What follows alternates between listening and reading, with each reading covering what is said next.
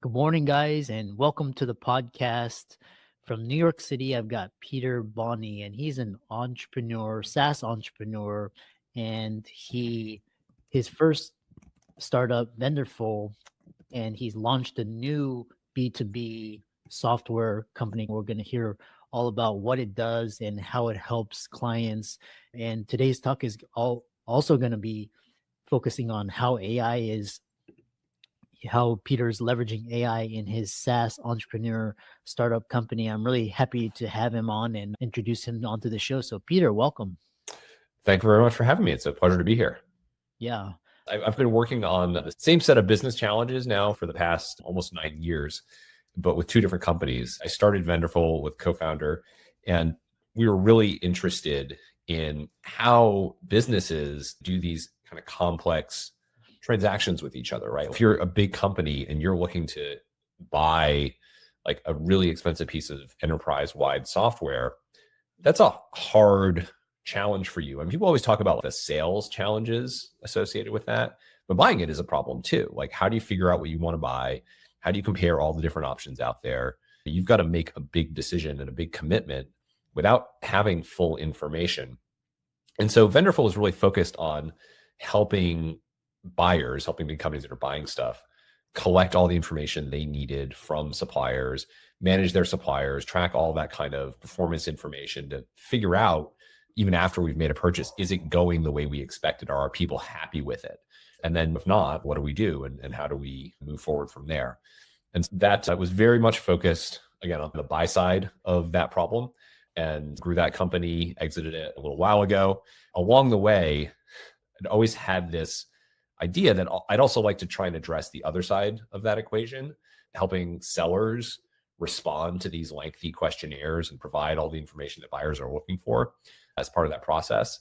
But when we first started Venderful, the technology wasn't quite there to do it the way we wanted to do it. Fast forward to the year 2023, which is when we started FastBreak, or 2024, and now we're in like the post LLM world. AI has undergone a major revolution, and a lot of the ideas that we had like 8 years ago, 9 years ago, now all of a sudden they're feasible. And it was time to focus on that side of the equation. And so I started FastBreak, and now I'm using AI to help people automate these business processes, respond better to buyer inquiries, speed up their time to revenue, and spend less time and less resources on these lengthy questionnaires they have to answer. Yeah, really interesting. And so we'll talk about the top questions people would be asking in someone that's new to the search, and then they would be asking, what is B2B procurement software and why do businesses need it? Yeah, it's funny. Like I said, like I don't want to say everyone, there's a lot of content out there about sales, right? And how do you sell to companies? If you got stuff to sell, you're an account executive. How do you find the right people to sell to? How do you prospect? How do you get their attention? How do you then like network and kind of multi-thread inside a company to get to the decision makers and so on? That's all very focused on the sale part, right? What do sellers do to try and close business? For all of those interactions, think about it in the opposite way, right? There is a buyer, a human being sitting on the other side talking to multiple salespeople, right? And a lot of times you're not just being sold to, like you actually have something you need to buy, right? And you've got budget you're going to spend, and you've got a problem to solve. And you probably want to go about doing that in a better way than just talking to the random salespeople that call you up, right? So structuring that process, making informed decisions, collecting information, really understanding both your existing suppliers, like who you're buying from today, who you might be buying from in the future, and whether you should make a change or adjust your mix of business that you're providing. That's the reason why businesses need software to manage. Like you can do it by gut feel, but you're gonna have suboptimal decisions and things that work for a small business. Like in our company, we don't have procurement software. We're an early stage startup, FastBreak. And so whatever is the most expedient decision that has a reasonable price, that's what we're going to do. I don't really care if I have the very best, software for email or whatever. It's like Gmail works, it's fine. Does it cost that much? Great. Make the decision and move on. But if you are a 20,000 person company, right, not a 20-person company, then the equation becomes very different. You really have to think very carefully about those decisions, your needs. Are you a 20,000 person company where everybody needs email? Or are you a 20,000 person company where you've got retail stores and a bunch of part-time workers? And what are your specific business needs? And maybe your solution, the right solution for you, is not the same as the right solution for the 20,000 person company down the road. Does that make sense? Yeah. And how does Venderful and FastBreak differ from other procurement platforms? Yeah, Venderful, we always differentiate ourselves by being like we're very focused on the relationship aspect of this. So there for your audience that may not be familiar with procurement, there's a lot of focus in the procurement world on cost savings. Rightly, their job is to make sure that they're getting the best price for things and not spending too much money on stuff that could be getting cheaper or better or getting better value. And there's a lot of solutions out there that are very focused on identifying savings or making sure that you have all the right checks and balances in place before you spend money. And that's all very important. We were very interested, I've always been very interested in more of the relationship level. Like, how do companies transact with each other? How do they decide to do business? And how do we facilitate that business? And so that's really our focus. There are tons of procurement solutions out there that would help companies make sure that an employee can buy a laptop.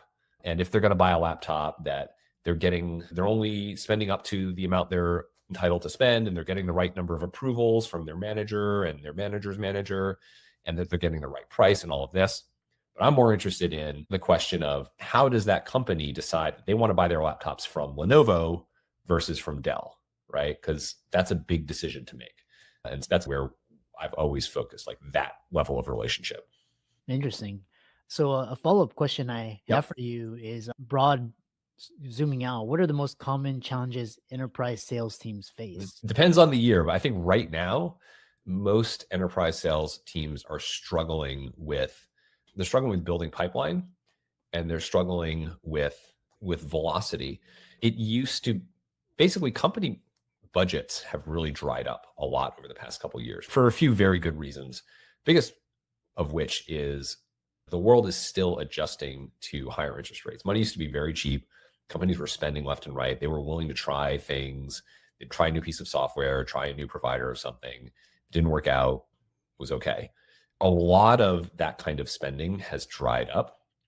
And enterprise sellers are struggling to get in front of the right people at the right time who actually want to buy, who have a real need. And there's a huge industry being built up right now to try and expand those go-to-market efforts and get them in front of the right people. But look, to plug myself a little bit, they also need help because they are so overwhelmed with prospecting, with trying to cultivate relationships, that when buyers present them with these massive questionnaires they've got to complete, they need help doing that because there's only so many hours in the day. That's where we come into the picture. Talk about the area of AI. How are you approaching AI, and how are you utilizing it in your company? Yeah, so we're an AI first platform. Like I said, I had some ideas a long time ago, but the tooling just really, it felt very much like science fiction, what we wanted to do. And then in a post ChatGPT world, there's lots of things that seemed like science fiction a few years ago and are now just we take for granted. And the biggest thing is machines can develop a good understanding of text and kind of turn unstructured data into structured data very easily. And that is like the core of what our system does. So at a fundamental level, we take all the content that a company has, right?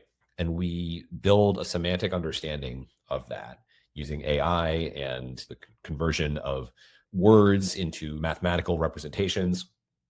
And then when a new series of questions come in from buyers, we use AI to access that content library that we've already pre-processed with AI to develop a good understanding of, complete the questionnaire with AI, and then let them collaborate internally to put the human touch on things. Yeah. It's fascinating to see how companies are using, because I'm in the influencer space. And so but you're in the B2B SaaS. And another question is, what are the latest trends in procurement technology? Look, everything is AI, right? You cannot be in software without being an AI company. If you're a software company, you are an AI company. Just it is what it is. AI is touching everything. Look, you talked about it, right? Like the influencer space, B2C, B2B, government software, like whatever it is, everything is AI is touching everything because it is that transformational, right? Now, people are still figuring out how to use it to its best and highest worth.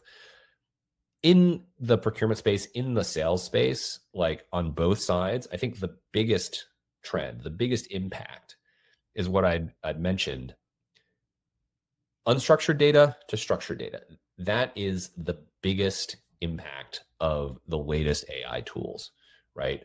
You have all of this wealth of information that's valuable to both buyers and sellers, right? Think about all the meetings we have now over Zoom or any kind of video platform that are recorded, right? And that was not the case like 5-6 years ago, right?